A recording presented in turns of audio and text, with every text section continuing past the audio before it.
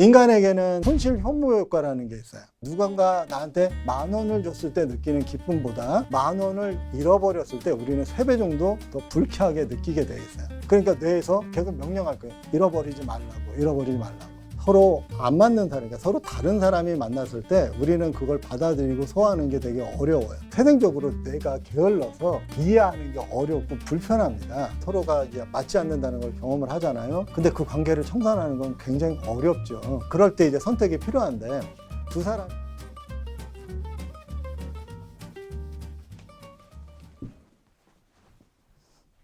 안녕하세요. 심리학을 쉽고 편안하게 가르치는 심리학 선생님 주현덕입니다. 심리학 교육과 상담을 통해서 사람들의 행동과 마음이 변화, 향상하는 일을 돕고 있습니다. 기업체, 관공서, 학교, 병원 같은 모든 곳에서 강의를 진행을 합니다. 그리고 연예기획사 몇 군데서 장기적으로 멘탈케어 선생님으로서 교육을 장기적으로 진행한 적이 있습니다. 현대인들 모두와 마찬가지로 많은 사람들이 저에게 자기 자신의 불안에 대해서 묻습니다. 존재의 불안도 있고요. 그리고 우리가 모두 다 경쟁 속에서 성공해야 된다는 그런 어려운 길을 가다 보면 안 불안해질 수가 없죠. 자기가 성공에 적합한 사람인지 혹은 성공을 잘 해낼 수 있을지, 그리고 함께 성공을 위해서 나가는 사람들이 실수 없이 잘 나갈 수 있을지 고민을 하고요. 그런 기본적인 문제 말고도 개개인의 문제들이 있게 되는데 애정 문제라든가 결혼 문제, 또 가족 문제 이런 것들로 상담을 하는 경우가 많이 있습니다. 모든 사람이 사랑에 관심이 많아요. 사랑에 대해서 더 잘 알고 싶고, 사랑의 아픔을 겪은 사람은 사랑을 새롭게 시작할 때 더 잘하는 방법을 배우고 싶어 할 것 같아요. 사랑이 원래 끝나죠. 그러니까 감정이 생겼잖아요. 그럼 그 감정이 달성이 되면 그 감정은 소멸이 되잖아요. 사랑했던 마음이 있었어요. 그 마음이 상대를 원하고 상대의 매력에 빠지는 거였어요. 그럼 상대의 매력이 떨어지고 상대를 원하는 마음이 당연히 줄어들게 되겠죠. 서로 간에 신뢰하고 믿고 깊게, 그러니까 헌신하고 이런 관계가 있었다면 그것이 존재하는 동안은 사랑의 감정이 남겠죠. 근데 그게 더 이상 없어진다면 사랑은 소멸하게 돼요. 사랑은 원래 소멸할 수밖에 없는 거였어요. 아마 그랬을 거예요. 근데 어떤 사람은 그걸 몇십 년 거의 자기 죽을 때까지 이어나갈 수 있고 어떤 사람은 그보다 더 짧게 하죠. 그런데 안타까운 건 이 사람들이 더 오래 사랑할 수 있음에도 불구하고 미리 끝나는 사람들이 있어요.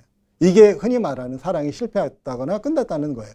그건 서로 적합하지 않은 사람들이 서로 하나의 가족이 되고 하나의 짝이 되고 하나의 커플이 돼가지고 사랑을 소멸하고 사랑이란 에너지, 사랑이란 그 감정을 소모해 가면서 두의 관계를 서로 맞지 않는 관계를 붙잡고 있는 경우가 많아요.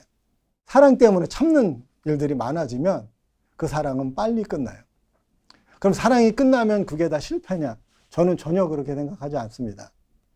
맞지 않는 사람이 헤어지는 건 그냥 사랑을 잃어가는 과정일 뿐이지 사랑이 실패한 거라고 생각하지 않습니다. 진짜 실패는 오히려 맞지 않는 사람들이 처음에 사랑했다는 이유로 어떤 관계를 맺고 그 관계 안에서 서로를 계속 미워하거나 무관심해져 가는 과정에 빠지는 게 진짜 사랑의 실패라고 생각해요. 반함과 사랑의 차이를 인식하는 게 중요합니다. 사랑하고 반함을 구분하기는 참 어려운 면이 있죠. 그러니까 반함의 힘은 굉장히 크잖아요. 반함은 사실 그런데 사랑하고 달리 반응이에요. 굉장히 수동적인. 상대의 어떤 장점, 매력에 우리가 반응하는 게 반함이에요.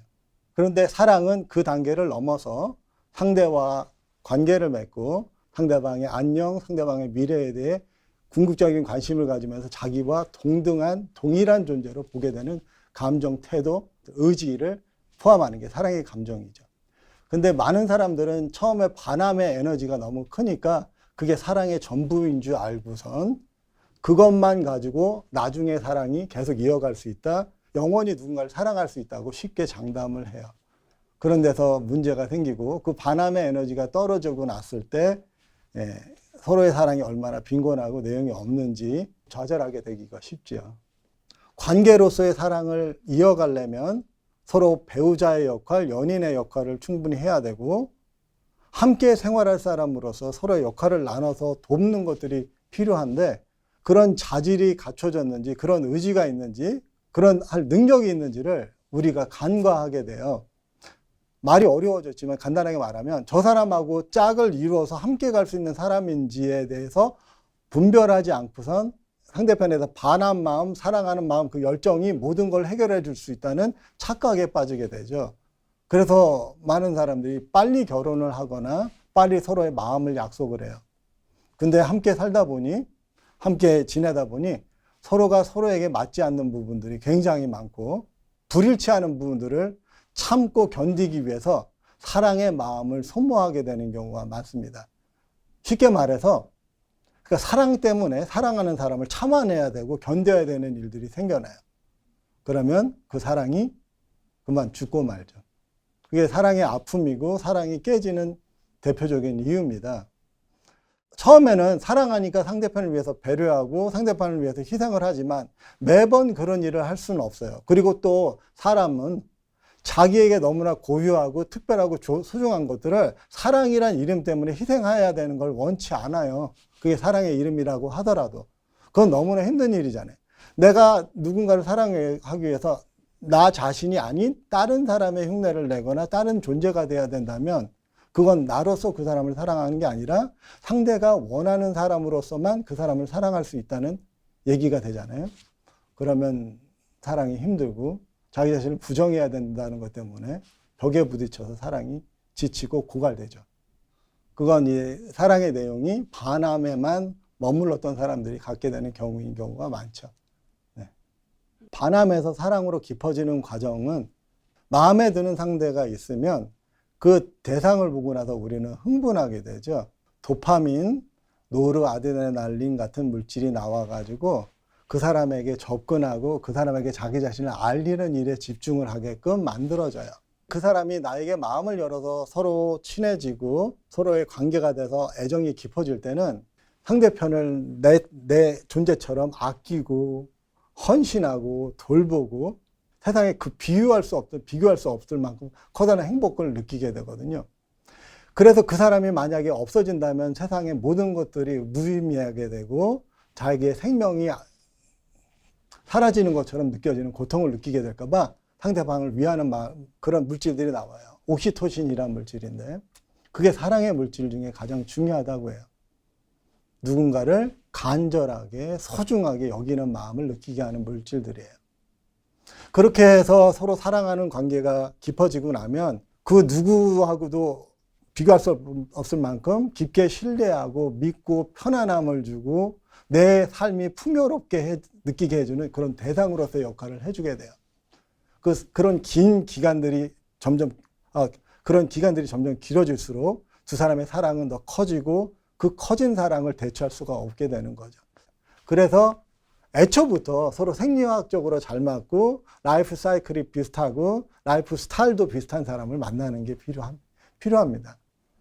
근데 반함 때문에 서로 맞지 않는데도 그걸 못 보는 경우가 많아요. 다른 사람들은 다 보는데 사랑은 우리를 눈멀게 한다는 말이 거기서 나왔습니다. 그래서 사랑하는 사람이 내 마음에 턱 들어오잖아요. 그럼 그 사람이 내 마음을 다 채웁니다. 완전히 다 채워요.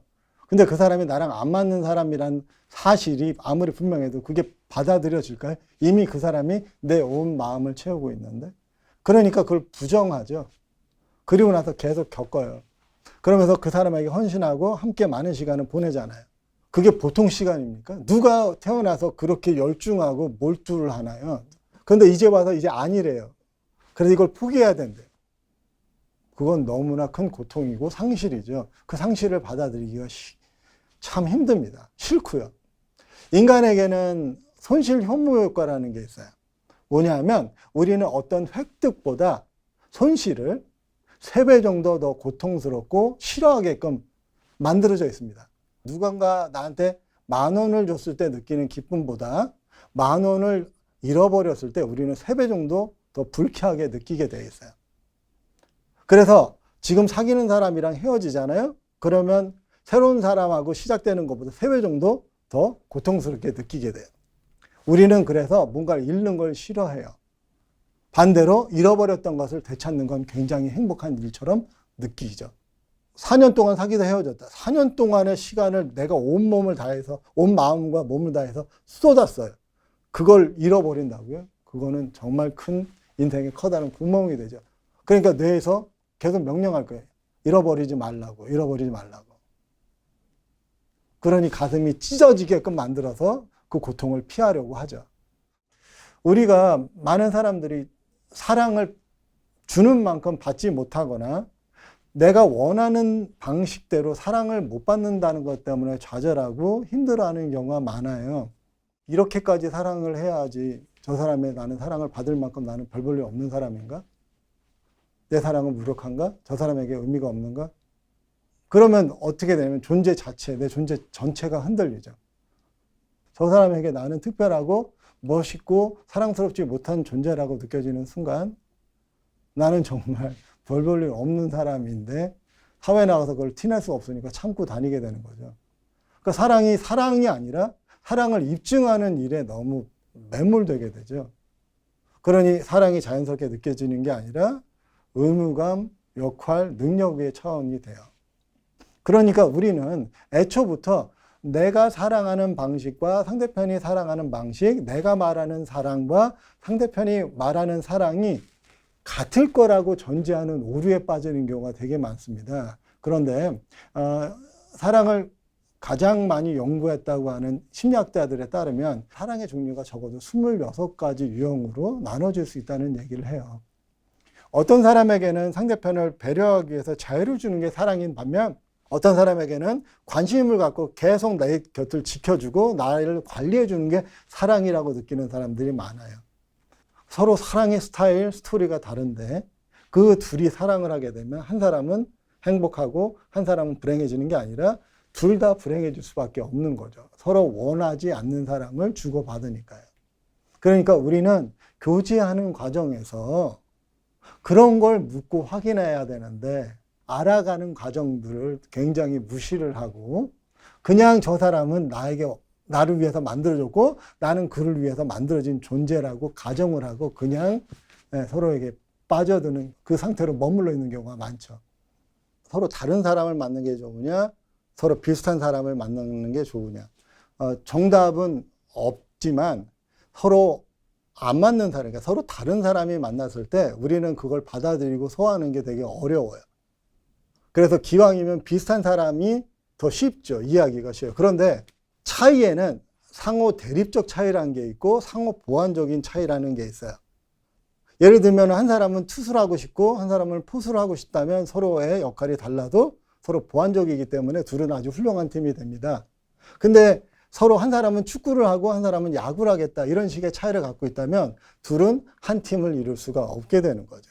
그러니까 차이 자체가 중요한 게 아니라 차이가 서로를 단단하게 묶느냐 안 단단하게 묶느냐의 차이인데 차이가 있는 사람이 태생적으로 뇌가 게을러서 이해하는 게 어렵고 불편합니다. 그리고 적합하다는 건 꼭 똑같다는 것은 아니에요. 비슷하면 서로의 자극이 더 시너지를 효과서 더 커질 수도 있거든요. 짝이란 건 서로 완벽하게 맞는 사람들이 아니에요. 서로 위해서 맞춤으로 만들어진 사람은 없어요. 아주 잘 맞는 짝이라는 건 맞추는 일들이 쉽고 편안하고 그 결과가 좋은 걸 말하는 거지 맞추는 일 자체가 안 존재하는 사람은 없을 거예요. 그러니까 우리가 누군가 좋아하고 빠지게 되는 것들을 선택 내리는 것들은 나중에 얼마든지 달라질 수가 있고 우리가 달라지면 생각도 달라지고 관점도 달라지게 되니까 서로 맞춰가는 건 필수적이죠.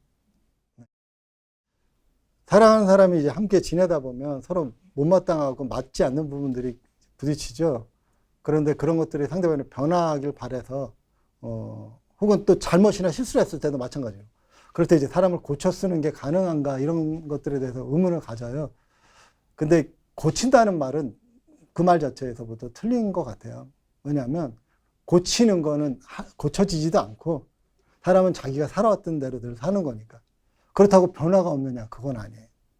변화는 오직 남이 고쳐서 사람이 바뀌는 게 아니라 자기가 어떤 필요나 목적을 갖고 변화하고 싶을 때 변화하는 거거든요. 그러니 당사자가 원해서 바뀌겠다고 하면 바뀌는 일이 일어나죠. 그게 사랑 때문에 일어나는 경우도 아주 흔하고요. 한 부부가 있어요. 그래서 한 부부가 서로 못마땅한 점들이 있겠죠. 근데 남편은 아내에 대해서 이런 불만이 있었어요. 그 부인은 상품 같은 거 까잖아요. 그럼 그 껍데기를 늘 쓰레기통이 앞에 있어도 옆에다 놔요. 캔 뚜껑 같은 거 이렇게 따면 그 꼭대기 놓고 뭐 상표에서 스티커 띄면 옆에서 놓는 거 있어요. 그래서 이 남편이 그걸 바꿔달라고 여러 번 얘기를 합니다. 그래도 그건 바뀌지 않았어요. 치약 같은 거 짤 때도 아래서부터 짰냐 중간에서부터 짰냐 그런 것 때문에 갈등하고요. 뭐 비누 어떻게 놓냐 수건 젖은 거 펼쳐놓냐 안 놓냐 이런 것 때문에 갈등해요. 변기 올려놓냐 안 해놓냐. 10번 정도 부탁을 했는데 바뀌지 않잖아요. 그랬을 때 이 남편은 어떻게 결정했냐면 나는 평생 저 사람의 스티커와 쓰레기를 쓰레기통에 버려주는 역할을 하면서 살기로 결심을 해요. 근데 이렇게 하면 자기가 상대편을 위해서 큰 희생을 한 것 같지만 상대편에게 가서 물어보면 똑같이 이 사람에 대해서 어떤 불만족한 것들을 참아내고 견디는 경우가 있을 거예요. 우리는 사랑하는 사람에게 참고 참다가 얘기를 해요. 조심스럽게. 근데 그 사람이 그걸 여러 번 말했는데도 안 바뀌잖아요. 그건 안 바뀔 거예요. 그냥 안 바뀌어도 사랑할 수 있는 사람이라면 계속 사랑하는 거고, 그걸 내가 못 감당한다면 그런 말을 안 해도 되고 그런 걸 감당하지 않아도 되는 새로운 짝을 만나야 될 필요성을 발견하게 된 거죠. 부부로서 서로가 이제 맞지 않는다는 걸 경험을 하잖아요. 근데 그 관계를 청산하는 건 굉장히 어렵죠. 그럴 때 이제 선택이 필요한데 서로의 못마땅한 부분하고 서로의 안 맞는 부분에 집중하면서 불평을 할 게 아니라 각자가 부부로서 부모로서의 역할을 하고 있는 것에 대해서 감사하고 서로 더 좋은 부모, 더 좋은 배우자, 좋은 팀원으로서의 역할을 충실히 하겠다는 그 역할에 최선을 다하는 마음가짐이 되게 필요합니다. 그래서 적합성 못지않게 동반자 소양이란 걸 제가 강조를 하거든요. 그러니까 배우자가 서로 감정만 풍부하고 서로 잘 맞는 것 못지않게 부부로서 능력과 역할에 대한 의지, 행동들이 갖춰져 있는지가 되게 필요해요. 그게 아니라 왜 저 사람은 나에게 이걸 안 해주지라는 불만 속에 갖고 있다면 과정도 괴롭고 결과도 나쁘고 그리고 우리가 그 다음에 새로운 누군가를 사랑하는 것조차 힘들어질 거예요. 왜냐하면 그런 사람들 같은 경우는 사랑은 괴롭고 힘든 일이라는 생각이 너무 크게 되니까요. 사랑의 좋은 점을 보는 것들이 필요해요. 하다못해 우리가 닭볶음탕을 저녁으로 해서 먹잖아요. 그러려면 닭을 하나 사오면 잘라내고 버려야 되고 그런 부분들이 굉장히 많아요. 심지어 잘라내고 버리고 해야 되는 부분들 가지고 요리를 만들어도 요리를 싹 다 먹는 게 아니라 그 안에서도 또 걸러내고 빼내고 입안에서 토해내고 이런 것들이 있어요. 근데 요리를 보면 내가 먹고 맛있게 느낀 부분이 아니라 벗겨내고 잘라내고 요리할 수 없었던 부분에 집중하고 있다면 그건 삶을 제대로 느끼지 못하는 어리석은 거죠. 나쁜 것에만 보고 있는 거죠. 서로 못마땅한 부분들이 있어요. 서로 정말 저렇게 안 했으면 하는 부분들이 사랑하는 사람하고 연인 사이에 있어요. 그리고 상대편이 거슬리게 하는 부분들도 분명히 있고요. 그럴 때 어떤 것들이 필요하냐면 사랑하는 사람은 그런 하나하나가 아니라 전체를 보는 것들이 필요하죠. 그건 체념이나 포기랑은 다른 거죠. 그런 것이 바로 관용이고 베품이고 용서죠, 진짜. 이렇게 보면서 넘어가 주는 것들이 사랑이 해야 되는 일이고 사랑하는 사람을 위해서 우리가 할 수 있는 작은 실천이고 노력이겠죠. 네. 저는 그래서 계속 스티커를 줍기로 했습니다. 죽음만이 아니라 우리는 커다란 상실이나 아픔을 같은 방식으로 받아들입니다. 처음에는 부정하고 그 다음에 분노하고 나에게 기회를 줘 이렇게 협상을 해보고 그래도 결국 안 되면 우울해졌다가 나중에 수용하죠. 그 관계를 한꺼번에 막 건너뛰거나 생략할 수는 없어요. 밟아야죠. 근데 이런 마음은 가졌으면 좋겠어요. 당신이 사랑의 고통을 많이 느낀다고 해서 당신이 정말 훌륭한 연인과 더 나은 배우자가 되는 것도 아니고 당신의 사랑의 깊이를 입증하지 않는 것이라고 느끼는 판단, 그런 인식이 필요하다고 생각해요. 다음에 누군가를 더 깊게 사랑할 수 있는 능력을 보여주는 것이 당신의 사랑의 깊이고 능력이지 아픔을 더 많이 느낀다고 사랑이 크다는 건 아니라는 것. 그래야지 아픔에 집중하지 않고 사랑의 축복과 사랑의 좋은 점들에 집중할 수 있으니까요. 지나간 사랑을 통해서 어떤 교훈을 얻고 뭔가를 배우면 참 좋은데 그런 일이 꼭 일어나지 않는 경우가 대단히 많아요. 그러니까 자기 성찰을 제대로 하지 못하는 사람들이 굉장히 많아서 그걸 그렇게 썩 권하지는 않거든요. 그런데 헤어지는 이유가 분명하게 있었다면 그 이유를 분명하게 깨닫는 건 새로운 사랑을 시작하는 데도 큰 도움이 되겠죠. 근데 그건 그 사람에 대한 지식보다는 내 마음 내 태도, 내 습관을 성찰하는 일에 집중을 하는 게 좋다고 생각을 해요. 사랑의 상처가 있는데 금방 일상으로 돌아가는 건 그거는 사람다운 행동이 아니죠. 애도의 기간이 필요해요. 근데 단 애도의 기간이 너무 길지 않았으면 좋겠어요. 이런 얘기들 하시더라고요. 사랑을 1년 동안 했으면 그 상처를 1년 동안 애도의 기간을 가져야 된다. 그건 저는 동의하지 않습니다. 사랑의 깊이와 사랑의 아픔을 오랫동안 경험하느냐, 그 기간은 일치하지 않아요. 그거는 오히려 사랑보다는 그 사람의 성향, 기질에 더 많이 영향을 받습니다. 그래서 어떤 사람은 사소한 사랑을 가지고서도 오랫동안 아파할 수 있고, 깊은 사랑을 했어도 새로운 사랑을 쉽게 시작할 수 있는 사람이 있어요. 산에 올라간 시간이 오래 걸린다고 해서 내려오는 것도 반드시 늦게 내려와야 되는 게 아닙니다. 아픈 시간 분명히 가져야죠. 왜냐하면 그렇게 특별한 것들을 잃게 됐고 더 이상 할 수 없게 됐으니 마음은 텅 비고 아픔이 있을 거예요. 그런 부분들을 들여다보고 위로를 하되 그걸 너무 오래 잘하려고 하시지 마시고 새로운 사랑으로 채워나가고 밀어낼 수 있게끔 하는 것들이 필요합니다. 그리고 헤어질 때 꼭 해야 되는 일은 꼭 하지 말아야 하는 일과 똑같은데 탓하는 거 있잖아요. 누가 누구를 버렸네, 누가 누구의 책임이네, 누구 때문이네, 이런 일들은 안 하는 게 좋아요. 그냥 둘 중에 한 사람이 조금 더 먼저 깨달은 거죠. 두 사람이 계속 갈 수 없었다는 것을. 그리고 두 사람이 계속 갈 수 없었다고 하더라도 두 사람이 함께 걸어왔던 길은 그건 인생의 엄청난 선물이에요. 그것에 대해서 감사해야 돼요. 인생의 가장 빛나는 젊은 어떤 순간들을 누군가와 함께 보냈고 서로에게 서로를 아낌없이 내주려고 했던 것, 그리고 그런 것들을 받았다는 거 있잖아요. 그걸 감사하고 인생의 소중한 시간으로 보물처럼 여기시고 새로운 시작, 새로운 사랑 하시면 되겠습니다. 사랑이 끝났다는 건 사랑 전체가 끝난 게 아니라 이 사랑이 끝났다라고 생각했으면 좋겠어요. 이 사랑이 끝난 이유는 말씀드린 것처럼 안 맞는 사람하고의 관계다 보니까 그 사람하고의 가야 될 길을 다 소모해서 그 사랑을 다 소모해서 끝나는 거죠. 그러니 더 오래 사랑할 사람 누군가를 만나게 되면 사랑이 다시 시작될 수 있어요. 그런 마음으로 사랑하는 사람을 찾으셨으면 좋겠어요. 마음의 여분을 회복하고 나를 더 온전한 상태로 만드는 그런 방법들이 있는데요. 뭐 대단한 게 아니에요. 나에게 좋은 일을 하게 해주세요. 나에게 선물을 베푸세요. 그리고 또 내가 주변에 소중하게 여겼던 사람, 사랑하고 연애하는 동안 소홀히 했던, 나한테 소중했던 다른 사람들한테 뭘 기쁘게 하는 일들을 하세요.